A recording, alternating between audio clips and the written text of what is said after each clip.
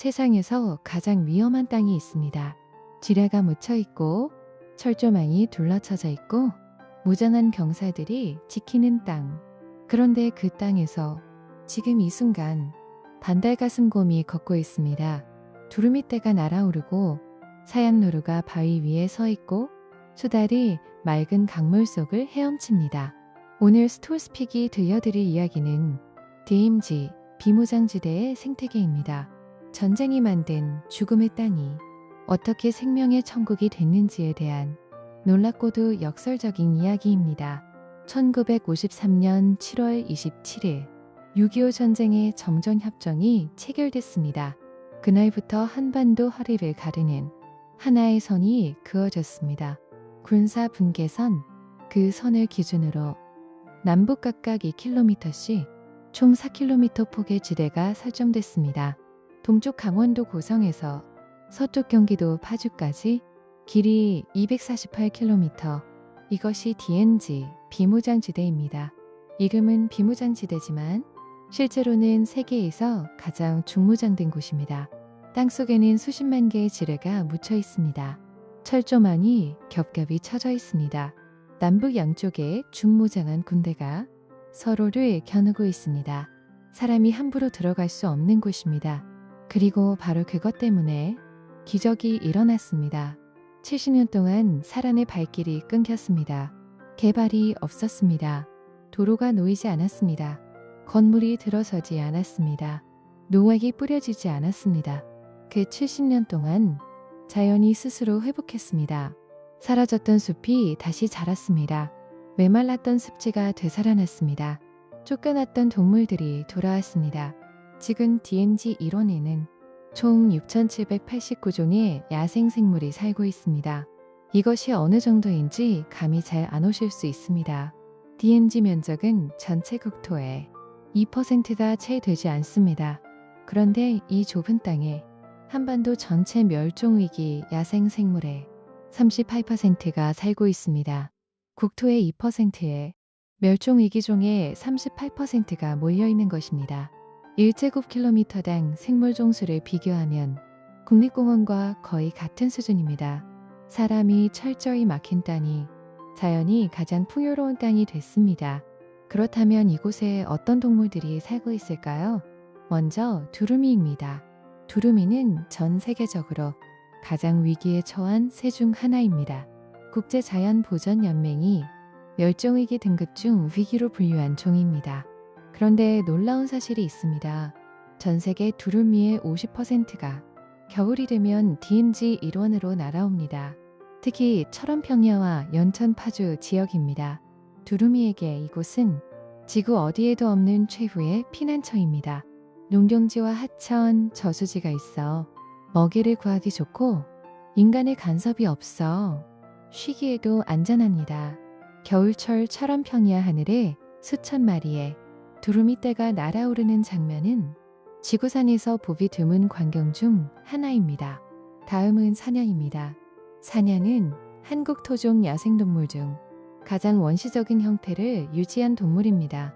3,500만 년 전부터 거의 변하지 않은 모습으로 살아온 동물입니다. DMZ 동부 산악지대, 화천 양구 인제 고성 일대의 험한 안반 지형에 서식합니다. 현재 민통선 이북 지역에만 약 732마리가 살고 있는 것으로 추정됩니다. 사양노루도 있습니다. 사양노루는 이름에 노루가 붙었지만 사슴과에 속하면서도 뿔이 없고 위턱의 송곳니가 길게 자라 입 밖으로 튀어나온 독특한 생김새를 가졌습니다.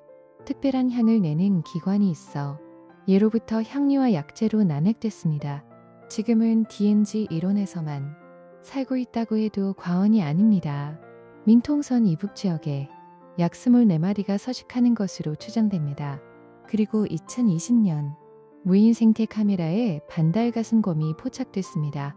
DMZ 안에서 반달가슴곰이 확인된 것은 처음 있는 일이었습니다. 반달가슴곰은 일제강점기 때 밀렵과 서식지 파괴로 개체수가 급격히 줄어 멸종 직전까지 몰렸던 동물입니다. 지리산에서는 복원 사업이 진행되고 있지만 DMZ에서는 인간의 손길 없이 스스로 살아남은 것입니다. 수달도 있습니다. 천연기념물 330호이자 멸종위기 유급인 수달은 맑은 하천에만 삽니다. DMZ를 관통하는 강과 하천들은 70년 동안 오염되지 않았습니다. 수달에게는 더할 나위 없는 환경입니다. 하늘에는 검독수리가 있습니다. 맹금류 중 손꼽히는 크기와 힘을 자랑하는 검독수리도 이곳에 삽니다. DMZ의 먹이사슬이 충분히 갖춰져 있기 때문입니다. 포식자가 풍요롭게 살 수 있다는 것은 그 아래 먹이사슬 전체가 건강하다는 의미입니다. 식물 세계도 놀랍습니다. DMZ 일원에서 확인된 식물만 1926종입니다. 한반도 전체 관섭식물의 42%가 이 좁은 땅에 있습니다. 멸종위기 식물 17종이 살고 있고 아직 확인되지 않은 희귀식물들도 더 있을 것으로 과학자들은 예상합니다. 산불도 오히려 생태계에 기여했습니다. DMZ 안에서 산불이 나도 사람이 들어가 끄기가 어렵습니다. 그래서 산불이 지나간 자리에 이차림과 묵론습지 같은 독특한 생태 환경이 만들어졌습니다. 이것은 오히려 다양한 생물에게 새로운 서식지를 제공했습니다. 생태학자들이 DMZ를 보며 가장 놀라는 것은 따로 있습니다. 단순히 동식물의 수가 많다는 것이 아닙니다. DMZ는 동서로 248km가 끊기지 않고 연결되어 있습니다. 이것을 동서생태축이라고 합니다. 한반도를 남북으로 관통하는 백두대간과 함께 DMZ는 한반도 생태계를 지탱하는 두 개의 기둥 중 하나입니다. 동물들은 이 연결된 축을 따라 자유롭게 이동합니다.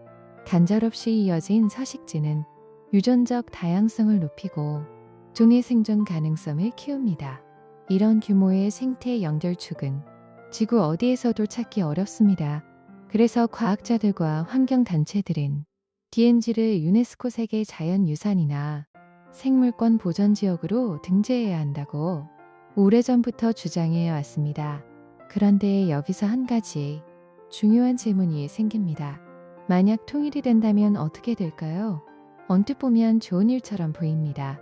하지만 생태학자들은 경고합니다. 준비 없이 DMZ가 개방되면 이 생태계는 순식간에 붕괴할 수 있다고. 도로가 놓이고 건물이 들어서고 관광객이 몰리는 순간 70년 동안 쌓아온 것이 몇 년 안에 사라질 수 있습니다. 그래서 전문가들은 말합니다. 통일 이후에도 DMZ를 인류 공동의 자연유산으로 보존해야 한다고. 지뢰를 모두 제거하더라도 생태 보호구역으로 지정해 개발을 최소화해야 한다고. 역설적이게도 DMZ를 살아있는 생태계로 만든 것은 두려움과 총칼이었습니다. 사람이 들어갈 수 없었기 때문에 자연이 살 수 있었습니다. 그리고 이제 우리는 알게 됐습니다. 인간이 물러서면 자연은 스스로 돌아온다는 것을. 70년이면 충분했습니다. 전쟁이 그어놓은 선 위에서 반달가슴곰이 걷고 두루미가 날고 사양노루가 새벽 숲을 거닙니다. 이것이 DMZ가 우리에게 보내는 가장 조용한 메시지일지도 모릅니다. 스톨스픽이 앞으로도 들려드릴게요. 구독, 좋아요, 알림 설정 부탁드려요. 여러분의 생각도 궁금해요.